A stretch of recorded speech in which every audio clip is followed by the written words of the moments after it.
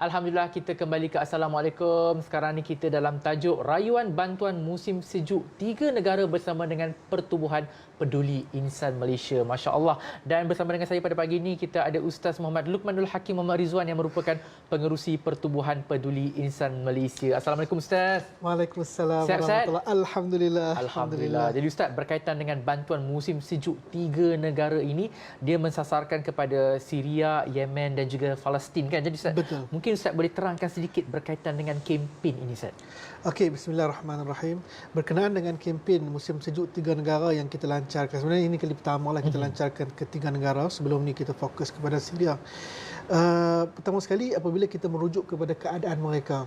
Keadaan mereka ketika mana belumnya datang musim sejuk ini sesuatu keadaan yang sukar untuk kita gambarkan dengan kata-kata. Segala jenis kesukaran dalam keadaan mereka lapar, dalam keadaan mereka tempat tinggal hanya tinggal di dalam kemah, ketika sejuk sangat sejuk, ketika panas sangat panas, dalam keadaan yang makanan tidak mencukupi, pendidikan tiada.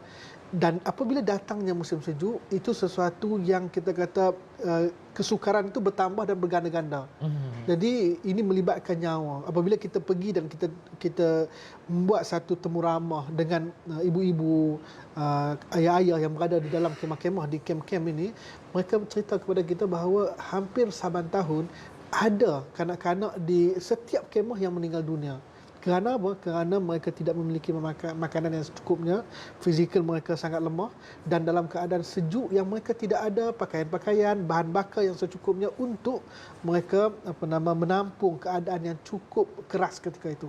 Jadi kita mengharapkan apabila kempen ini berjalan, dan alhamdulillah kita kata sumbangan dan tindak balas daripada para penerima di luar sana sangat baik, dan ini membuatkan kita kata sebahagian daripada sumbangan ini telah sampai. Dalam keadaan sekarang ini cuaca dah sampai kepada kemuncak kesejukan dan sumbangan itu dapat kita berikan, dan kebanyakan keluarga yang tidak ada bahan bakar, tidak ada pemanas, alhamdulillah kita dah bagi dan dapat mereka gunakan, alhamdulillah. Masya Allah, itu dia kan antara inisiatif kan. Jadi Ustaz, kalau kita tengok kat situasi ekonomi sekarang ni pun tak berapa nak stabil kan. Tahun depan pula ura-ura katanya lagilah tak stabil kan. Jadi mungkin itu merupakan faktor untuk orang ramai di luar sana berhati-hati dalam membuat perbelanjaan, dan juga menjadi faktor dana sumbangan yang diterima berkurangan. Pendapat Ustaz macam mana? Betul. Dan apabila pasukan kita yang berada di dalam tempat-tempat ini seperti Syria, Palestin dan sebagainya,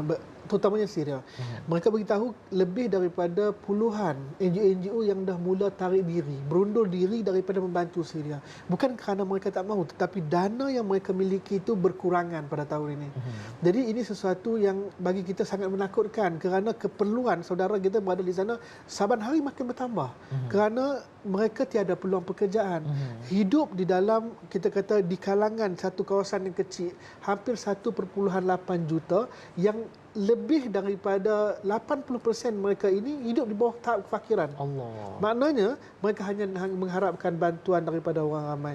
Kalau kata tak ada bantuan makanan, tak ada lah makanan kepada mereka. Allah. Kalau tak ada pendidikan, anak-anak itu akan membesar dalam keadaan buta huruf. Allah. Ini realiti, dan apabila kita tak bagi sumbangan ini, maka kita boleh bayang apa yang akan mereka hadapi satu hari nanti. Makin lama makin sukar. Jadi itu sebabnya pada tahun ini kita cuba sedaya upaya kuatkan kempen kita dalam keadaan untuk kita meluaskan lagi sumbangan dan bantuan yang kita berikan kepada mereka.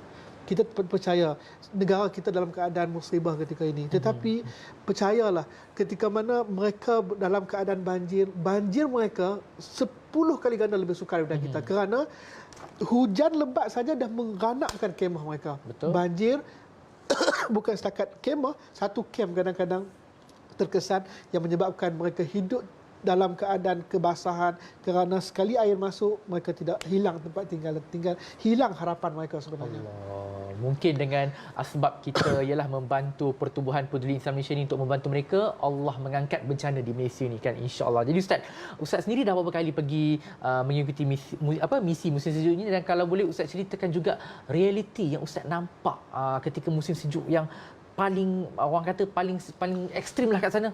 Mungkin ada cerita dia. Okey, baik, insya-Allah. Pertama sekali apabila kita pergi ke dalam Syria terutamanya, Pertama sekali, setiap kali pergi mesti tim kita akan demam. Kerana apa? Kerana terlalu sejuk dan kita tak mampu untuk tahan. Dan apabila kita pergi, kita melihat dengan mata kepala kita bagaimana anak-anak yang kadang-kadang hanya berselipar. Kadang-kadang bajunya sangat-sangat kita kata nipis dan mereka sukar untuk keluar.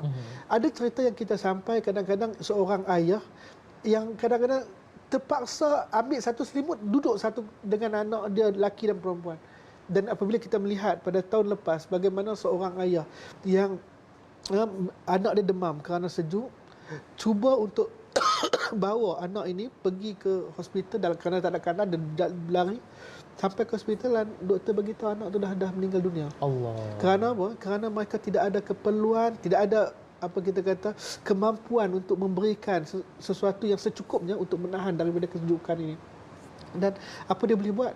Kerana sudah terlambat. Ini sebahagian daripada realiti yang bukan hanya berlaku pada keluarga ini, tetapi kebanyakan keluarga di sana. Kerana apa? Kerana kesukaran yang mereka hadapi, kelaparan, badan mereka tidak mampu untuk menanggung, tiada bahan bakar. Dan satu ketika mana kita sampaikan bantuan, apa yang kita lihat dengan mata kepala kita, anak-anak kecil tanya, ayah, mereka nak bagi roti ke? Kerana apa? Kerana itu yang mereka tunggu setiap hari. Allah. Kerana tak apa orang bagi roti tu, maka mungkin tidak ada makanan untuk mereka pada hari itu. Masya Allah, itu dia kan cerita yang sungguh orang kata terkesanlah dalam hidup kita ni kan, Allah. Jadi Ustaz, sebelum kita mengakhiri segmen kita ni kan, mungkin Ustaz boleh kongsikan kepada penonton-penonton yang sedang menonton kita ni caranya untuk berkongsi rezeki, terutamanya hari ni hari Jumaat Ustaz, hari yang penuh dengan keberkatan. InsyaAllah. Jadi dalam kesempatan yang sangat baik ini, kami merayu kepada semua agar kita sama-sama menyumbang walaupun sedikit. Dan kalau tak mampu pun kita berdoa kepada mereka, kerana ini adalah tanggungjawab kita. Jadi kalau kita tengok dalam seperti mana yang tertera dalam kaca TV kita, melalui QR code, melalui website, melalui CIMB Bank, nombor akaun yang kita paparkan, ataupun boleh hubungi kita. Jadi itu adalah saluran-saluran yang kita sediakan untuk sama-sama kita kongsikan kebahagiaan kita. Hari ini kita boleh selesa tidur atas tilam. Jadi kita mungkin tak mampu bagi tilam, tapi sekurang-kurangnya kita berikan sesuatu yang mereka dapat meringankan sedikit bebanan, dan kita percaya setiap dan sekecil manapun sumbangan yang kita berikan, ia adalah sesuatu yang mampu mengubah kehidupan mereka, insya-Allah. Masya-Allah. Jadi Ustaz, kalau yang tertera di poster tu ada yang nilainya 250, 150 dan juga 50. Tapi Ustaz, kadang-kadang mungkin ada penonton yang, kalau saya nak derma, nak bantu RM10 boleh ke Ustaz? Boleh, RM1 pun boleh, insya-Allah. RM1 pun boleh. Sebab dalam akaun yang tertera tu kita buka dan kita khaskan untuk di sini, dan insya-Allah boleh kita gunakan. Kita akan gunakan untuk bantu saudara-saudara kita sekecil manapun, insya-Allah. InsyaAllah. Jadi kepada penonton Setia TV Al-Hijrah, apa kata anda semua? Jom sama-sama ramai-ramai kita membantu mereka yang memerlukan melalui Pertubuhan Peduli Insan Malaysia. InsyaAllah. Jom laksanakan sumbangan anda hari ini juga, jangan tunggu walaupun sesaat. Jadi saya ucapkan jutaan terima kasih kepada Ustaz Muhammad Luqmanul Hakim Muhammad Rizwan yang merupakan pengerusi Pertubuhan Peduli Insan Malaysia. Jadi kita berhenti rehat seketika, kembali selepas ini dalam Assalamualaikum.